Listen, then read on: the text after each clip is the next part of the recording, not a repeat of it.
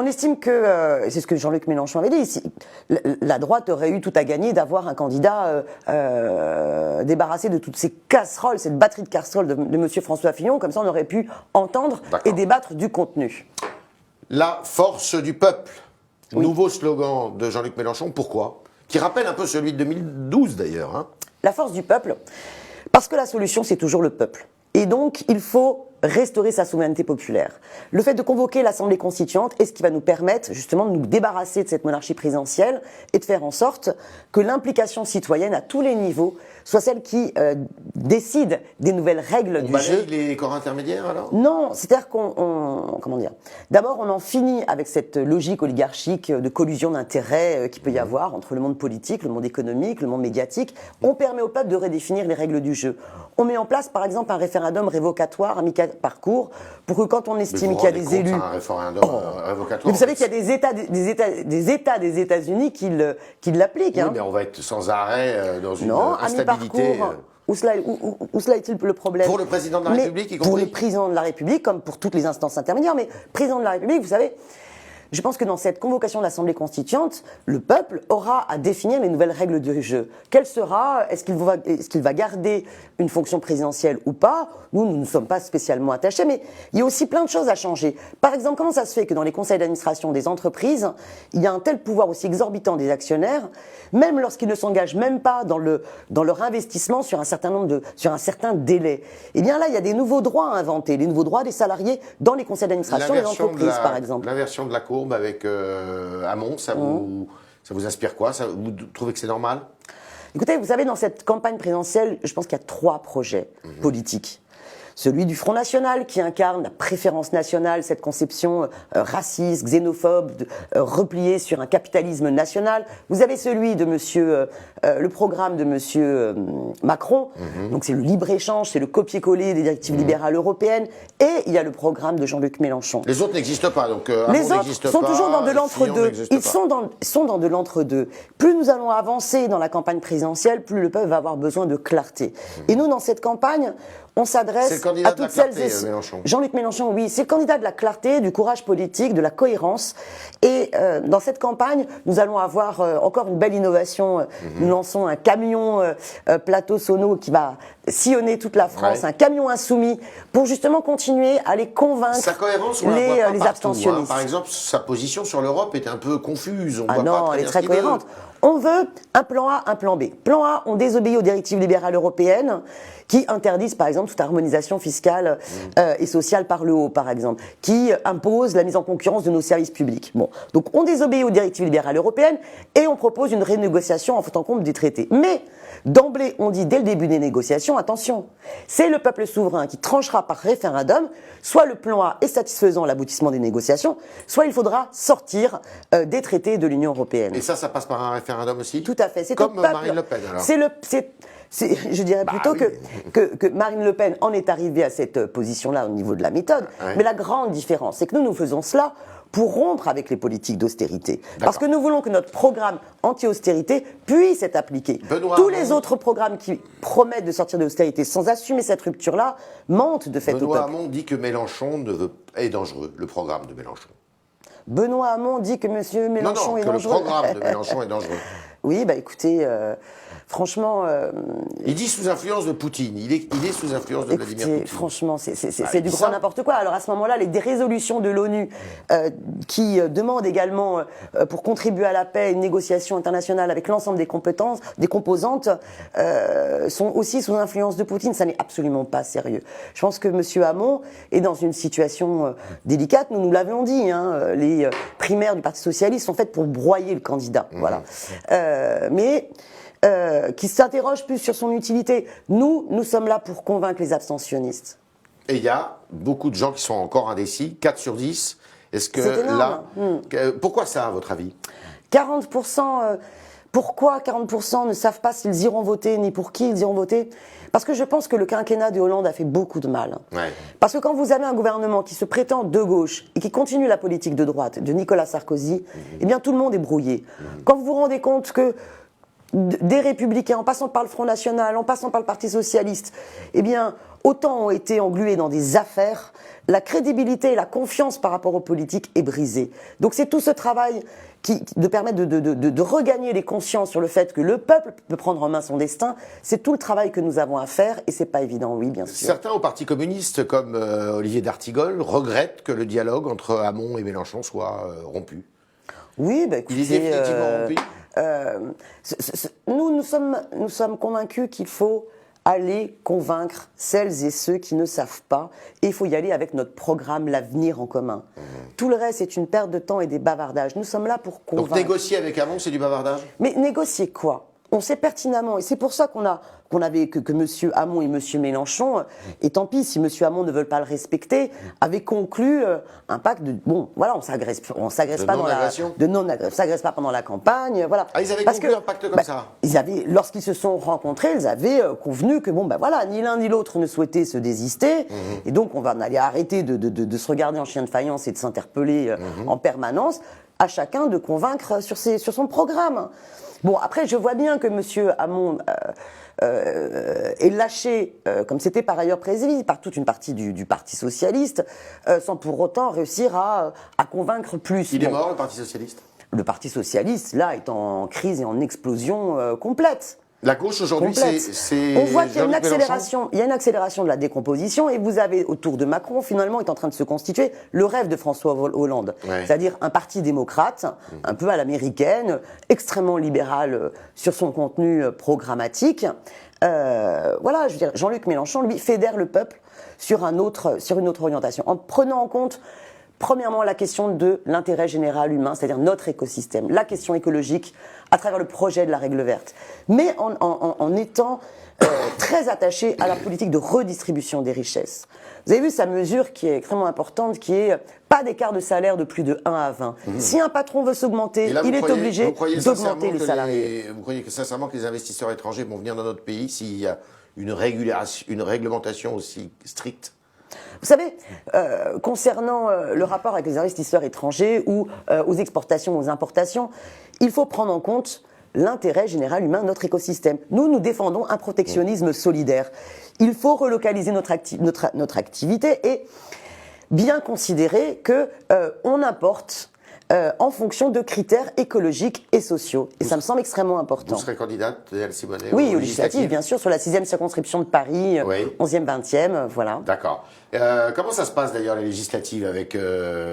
Alors, vous présentez des candidats avec le Parti communiste? Alors, la France Insoumise, c'est une dynamique totalement nouvelle. Il y a 1 an, lorsque Jean-Luc Mélenchon a proposé sa candidature, il l'a proposé de manière innovante avec une plateforme qui permet à toutes celles et ceux qui souhaitaient s'y retrouver de pouvoir soutenir cette démarche France Insoumise. Et vous avez donc des insoumis qui se sont réunis circonscription par circonscription pour échanger, débattre et proposer les candidatures. Et c'est ainsi que j'ai été donc désigné. Et vous serez, dans ce processus-là. Dans beaucoup de circonscriptions, vous serez contre des socialistes donc? Contre des socialistes, oui. Et les communistes, si jamais ils se rangent derrière les socialistes, comment vous faites dans certaines circonscriptions? Écoutez, je ne pense pas que ce soit forcément d'actualité. Dans la plupart des circonscriptions, ils sont avec vous, le Parti communiste est avec la France Insoumise? Nous avons beaucoup de communistes insoumis qui ont été d'ailleurs désignés dans les assemblées, avec ces assemblées de circonscription d'insoumis. Voilà, dans les candidats de la France Insoumise, il y a une belle diversité. Il y a par ailleurs beaucoup de citoyens et de citoyennes, syndicalistes, associatifs, qui n'ont pas forcément une carte dans un parti politique. L'innovation que nous lançons, c'est de faire en sorte que les partis politiques soient au service d'une dynamique plus large qu'eux. Ça ne veut pas dire qu'ils sont méprisés, ça ne veut pas dire qu'ils sont écartés, mais ça veut dire que ce n'est pas eux qui dirigent l'ensemble des processus politiques. Voilà, ils se mettent au service d'une démarche citoyenne. C'est ça Qu'est-ce qui se passe dans les circonscriptions où les communistes décideront de faire cause commune avec les socialistes? Bah écoutez, je trouve que c'est vraiment... Il y en a combien de Non, circonscriptions? je serais incapable de vous le dire. Mais ça serait totalement incohérent. On ne peut pas dénoncer la politique menée par Hollande depuis le début du quinquennat comme étant une politique finalement qui a plus servi la finance qu'elle ne l'a attaquée, qui n'a pas assumé de répondre aux enjeux écologiques urgents. je pense à Notre-Dame-des-Landes, je pense au nucléaire, à des questions importantes, puis se retrouver avec Vous êtes sûr d'avoir les PS communistes des avec premiers vous à tours. Paris, dans votre circonscription? Non, pas Dans la forcément. circonscription Non, que vous pas briguez, forcément, parce c'est pas qu'il y fait a, encore. c'est pas fait. Il y a plein de situations différentes, mais on leur dit il faut prendre ses responsabilités à un moment donné sur l'ensemble du territoire. Il faut avoir une cohérence. On soutient Jean-Luc Mélenchon à la présidentielle, on soutient des candidats de la France insoumise aux législatives. C'était le talk de Danielle Simonet, donc conseillère de Paris, France Insoumise, qui nous a raconté un petit peu de l'intérieur la campagne de Jean-Luc Mélenchon, dont la courbe vient de s'inverser avec celle de Benoît Hamon. Et maintenant, vos questions, chers internautes, avec Mathilde Sirot, qui nous a rejoint dans ce studio.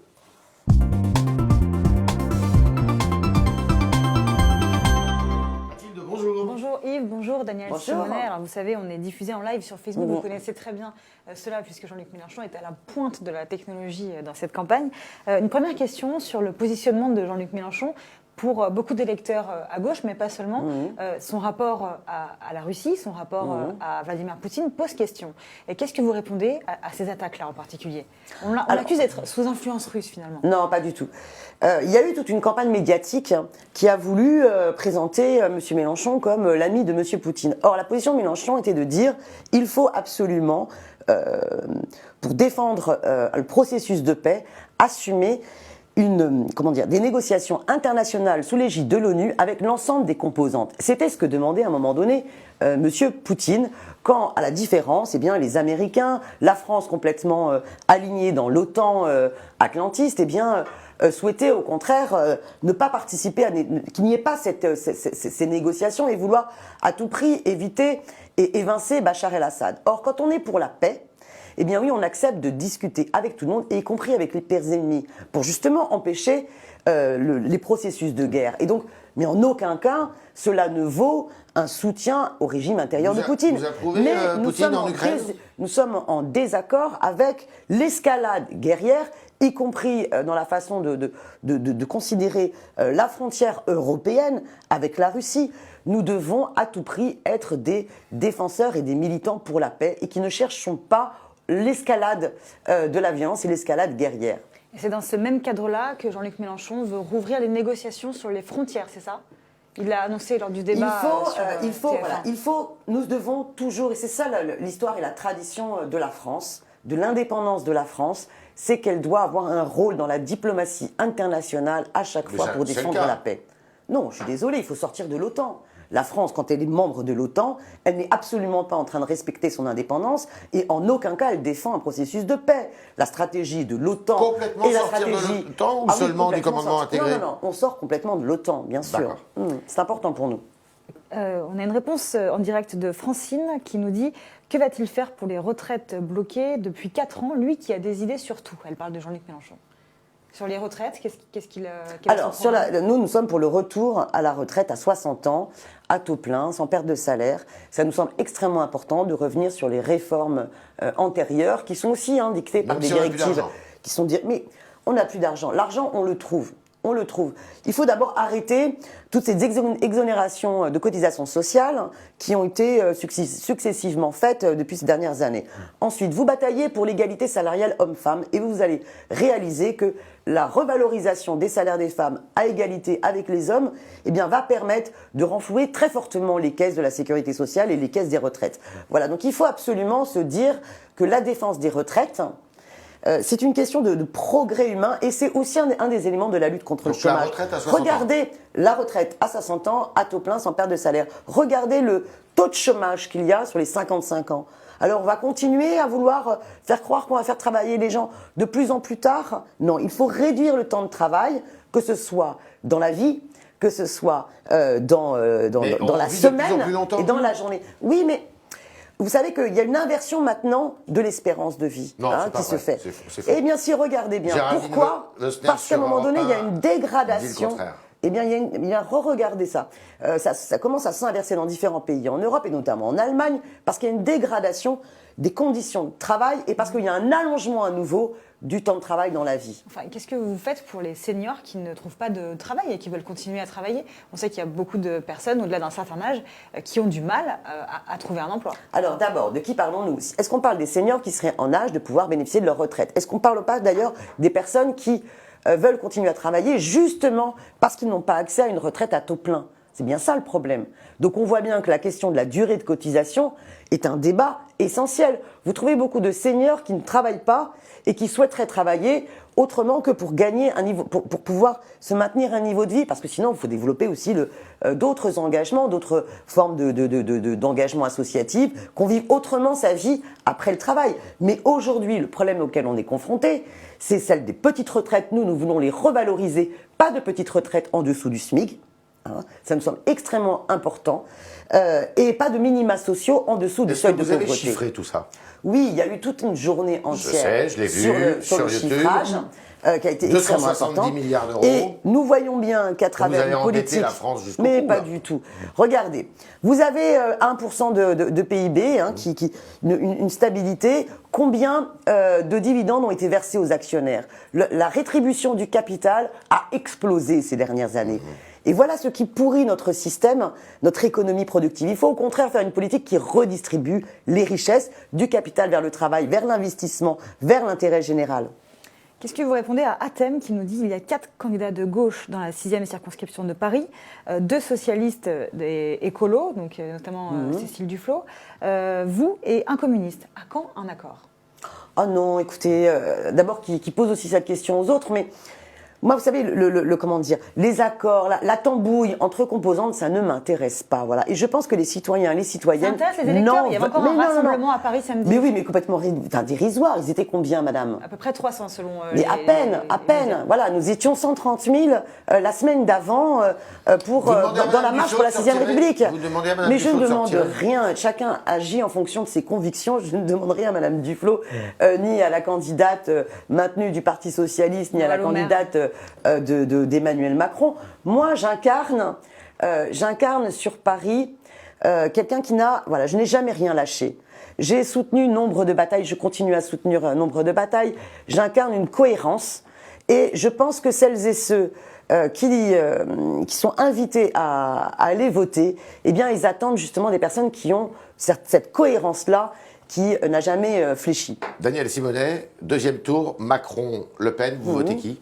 Alors, monsieur, deuxième tour, Mélenchon-Le Pen ou Mélenchon-Macron, vous votez qui? Non, mais moi, je suis journaliste. Moi, Oui. Eh bien, écoutez, moi, je vais vous dire, pourquoi vous, en tant que journaliste, vous ne posez jamais cette question-là?